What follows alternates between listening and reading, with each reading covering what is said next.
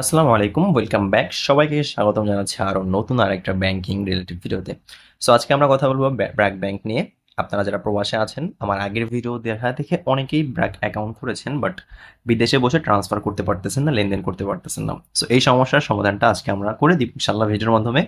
শুরু থেকে শেষ পর্যন্ত দেখবেন, তাহলে বুঝতে পারবেন কোথায় কী করতে হবে অ্যান্ড আপনার ট্রান্সফার কীভাবে আপনি কমপ্লিটলি করতে পারবেন। সো এখন যদি আমাদের অ্যাকাউন্টে আসি, সো এখন কিন্তু দেখতে পারতেছেন এখানে আমাদের ভিউ অনলি দেখাচ্ছে। সো ভিউ অনলি মানে হচ্ছে কি, আমরা এখানে এখন বিকাশে যদি ক্লিক করি তো দেখতে পারতেছেন ইওর আস্থা is currently limited two view only. Okay, so আমরা এখান থেকে ব্যাকে আসলাম। আমরা যদি এখান থেকে এবার ট্রান্সফারে ক্লিক করি যে আমরা ট্রান্সফারে দিব, সো সেম দেখাচ্ছি, তাই না? সো এই প্রবলেম আমরা ঠিক করব কিভাবে?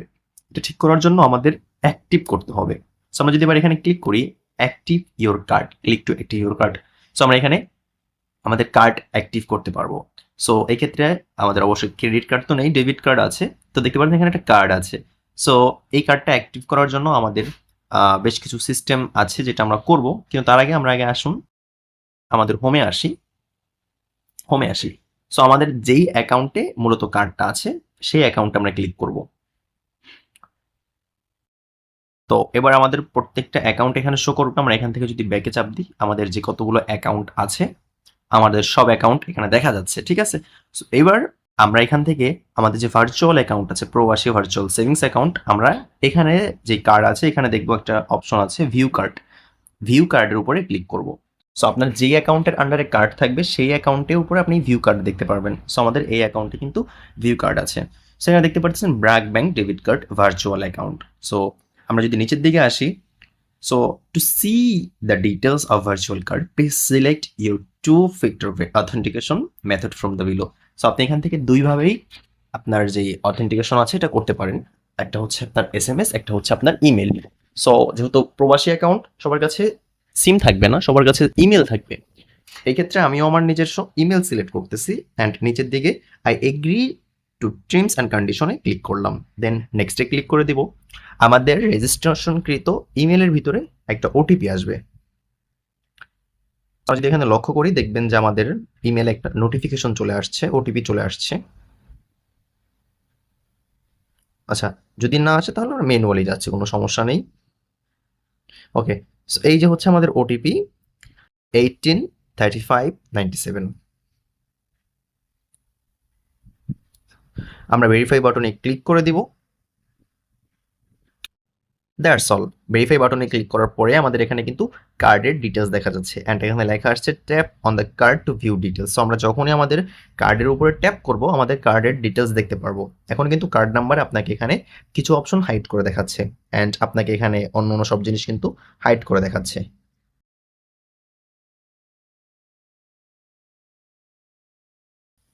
সো আমাদের এখন কিন্তু কার্ড স্ট্যাটাসটা নিউ ইনঅ্যাক্টিভে আছে, ঠিক আছে? সো আমাদের এখানে কি করতে হবে, চেঞ্জ কার্ড স্ট্যাটাসে ক্লিক করতে হবে। আমাদের প্রথমে হচ্ছে আমাদের কার্ডটাকে অ্যাক্টিভ করতে হবে। সো অ্যাক্টিভ করার জন্য আমরা এখানে ডেবিট কার্ড অপশনে চলে আসব। এবার আমরা এখান থেকে যে কার্ড সিলেক্ট আছে এই কার্ডটাই সিলেক্টে থাকবে।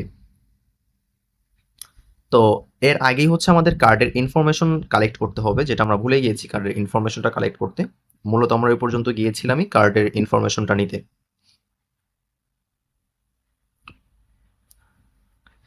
সো আমরা এখানে যতবারই আসবো ততবারই আমাদেরকে এখান থেকে ইমেল ওটিপি দিয়ে বা হচ্ছে মোবাইল নাম্বার দিয়ে ভেরিফাই করে নিতে হবে সিকিউরিটি পারপাসের জন্য।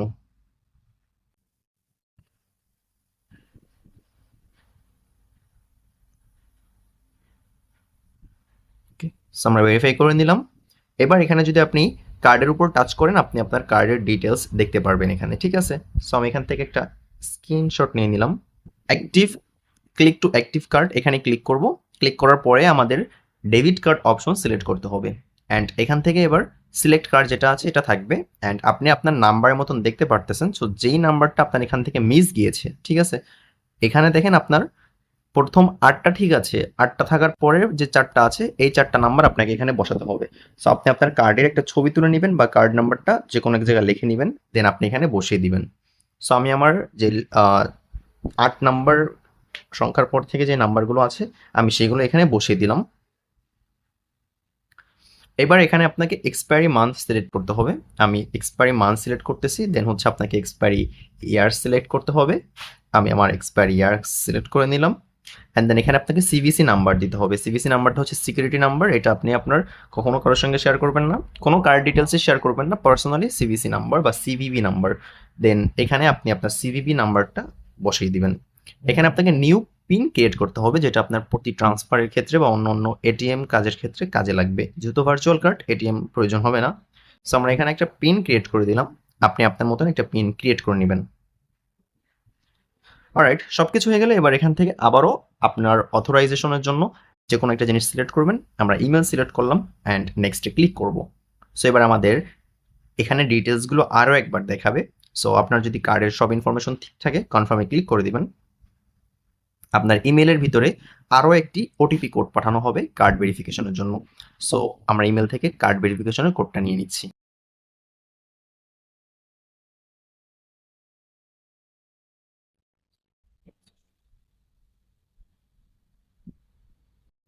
আমরা ভেরিফাই বাটনে ক্লিক করে দিব। দ্যাটস অল, আমাদের কিন্তু সব কিছু সাকসেসফুলভাবে হয়ে গিয়েছে আলহামদুলিল্লাহ। Your debit card has successfully activated, please log in to get full transaction access. So আমরা যদি এখন লগ ইনে ক্লিক করি অ্যান্ড আমরা যদি নতুনভাবে লগ ইন করি, আমরা কিন্তু সব অ্যাক্সেস পেয়ে যাচ্ছি। সো আমাদের দেখেন ফোনের ভেতরে একটা মেসেজ আসছে, your request for generate new pin card এত এত। যাই হোক, তো বিদেশি নাম্বারে কিন্তু আপনার মেসেজ যাবে। আমরা এবার লগ ইন বাটনে ক্লিক করে দিব অ্যান্ড আমরা এখান থেকে আবারও লগ ইন করবো।